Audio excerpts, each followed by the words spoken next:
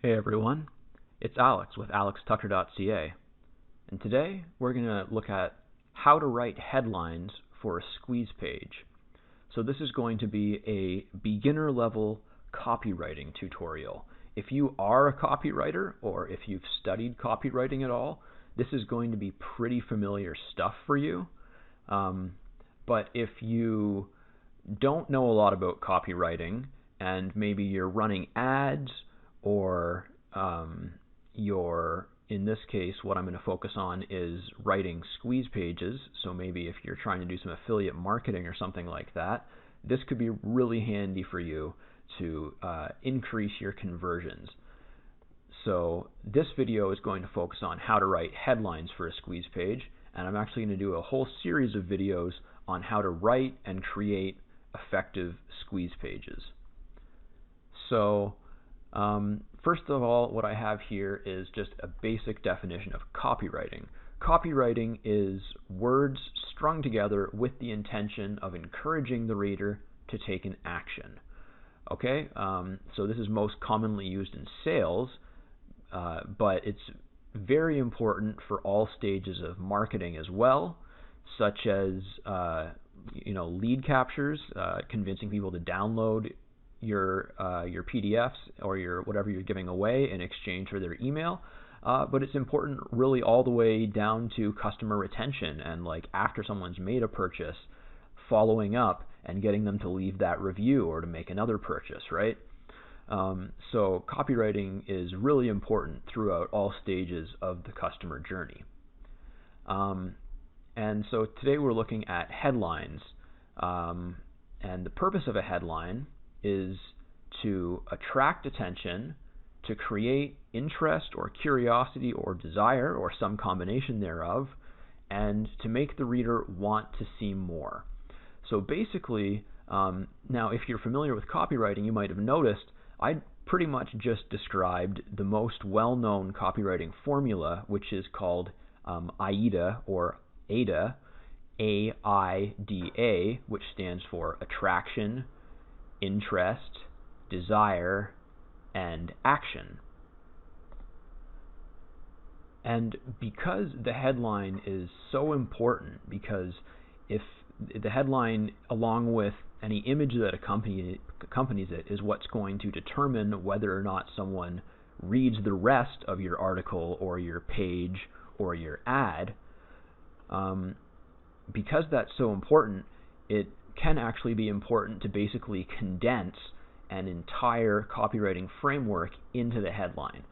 So, I mean, if you have a headline that just attracts attention, then that's okay. If you have a headline that attracts attention and creates some interest, then that's better. But if you have a headline that attracts attention, creates interest or curiosity, and makes me click on it or do something else, like buy something, then you've just done your whole job with a single line of copy.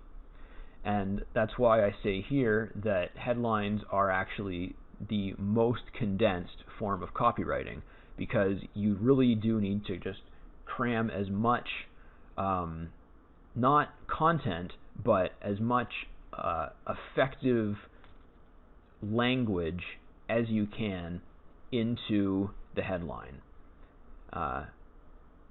And so we're going to take a look at how to do that. So again, we're talking specifically about headlines for squeeze pages, but no matter what you're writing, whether you're writing a blog post, an article, a squeeze page, an ad, it makes sense to write multiple headlines. Even if you just write them for yourself, even if you're not sharing them with anyone else, you'll be surprised at how often the first or second or even third headline that you write is not the best one. It's not going to be your favorite, and it's not going to be the one that gets the most clicks. So a lot of people actually recommend writing 20 headlines per article or per ad or per whatever. I usually do 5 to 10, but I'm a fairly experienced writer, so maybe I feel like I can get away with a bit of a shortcut. So anyways, now we'll move on to the elements of a great headline. So this is kind of the criteria that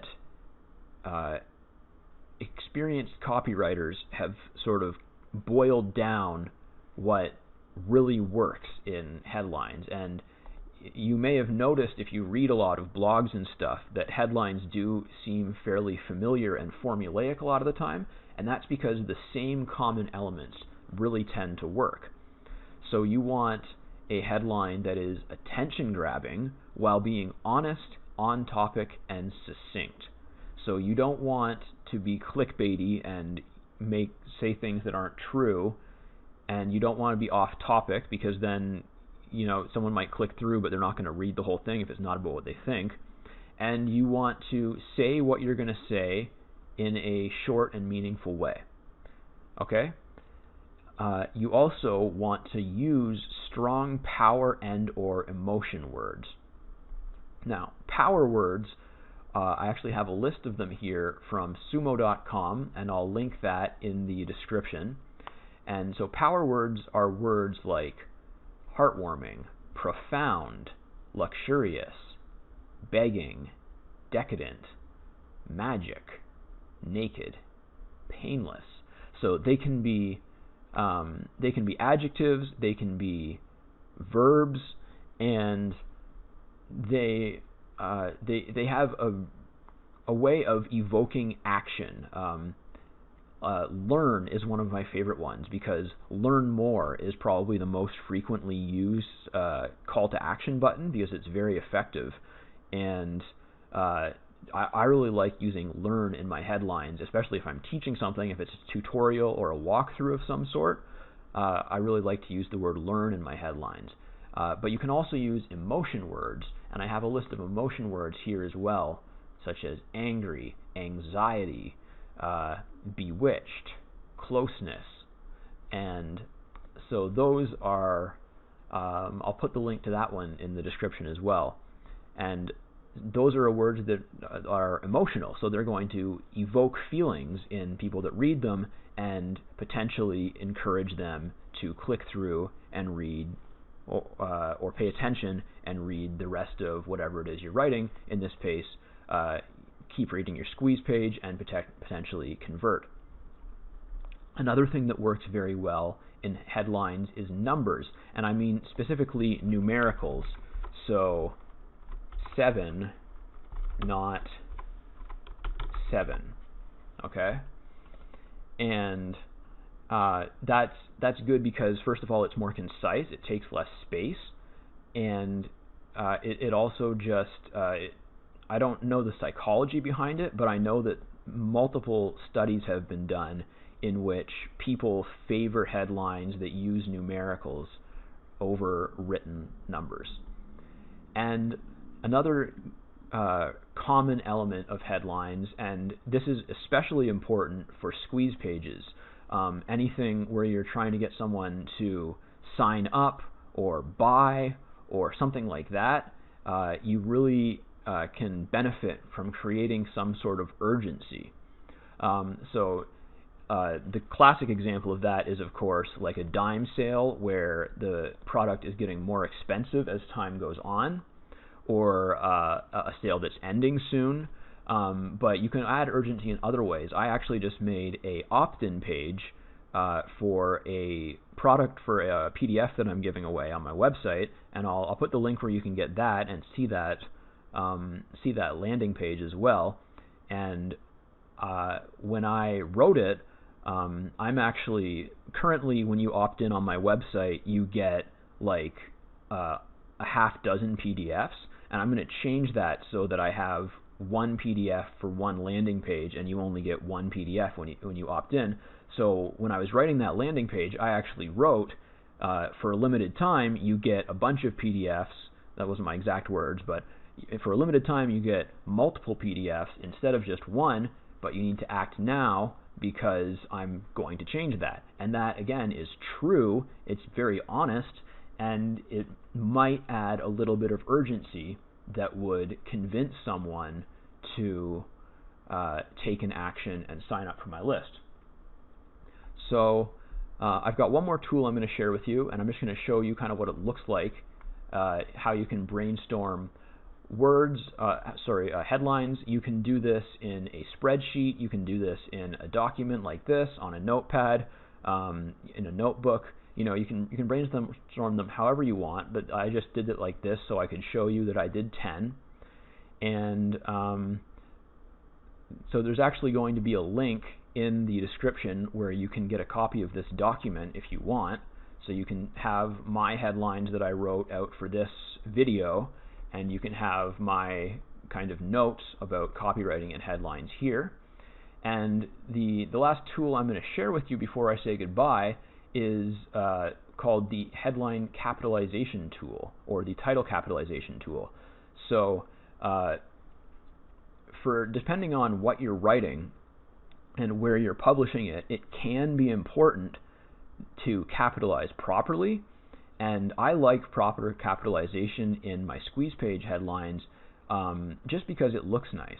And so if you want to use that, all you have to do is copy your headline, however it may be written, and then you go to the title capitalization tool, which I'll link in the description, and you select which style you want it to be.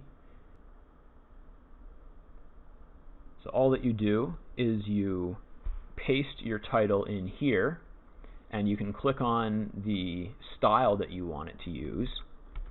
And as you can see, it automatically capitalized my title correctly. So now I can just highlight that and copy it again and come back to my document, and on a new line I'll paste that in. And now I have a version of my headline that is appropriately capitalized. So I'm going to probably also do a blog version of this video, and now I know how it's supposed to be capitalized, and I don't need to worry about that. So anyways, that is how to write headlines for a squeeze page. Again, I do recommend that you write multiple headlines and then pick the best one, and it's actually ideal, I don't know if I mentioned it before, but of course it's ideal to use your multiple headlines and actually split test them. And that's one of the first things that I would recommend split testing when you have a chance, along with any images that you're using, of course. And that's kind of like a beginner look at it.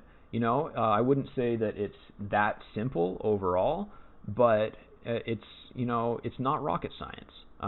There's definitely some elements that you want to cover. There's definitely some common points and some key ideas that you want to hit. But once you kind of learn the ropes, copywriting is not that hard, and writing headlines for a squeeze page can actually be a lot of fun. So I hope that you got some benefit out of this video. Please do hit the subscribe button if you'd like to get more content like this, and leave me a comment to let me know what I can help you with in the future. Alright, once again, this is Alex with alextucker.ca. I'll catch you in the next video.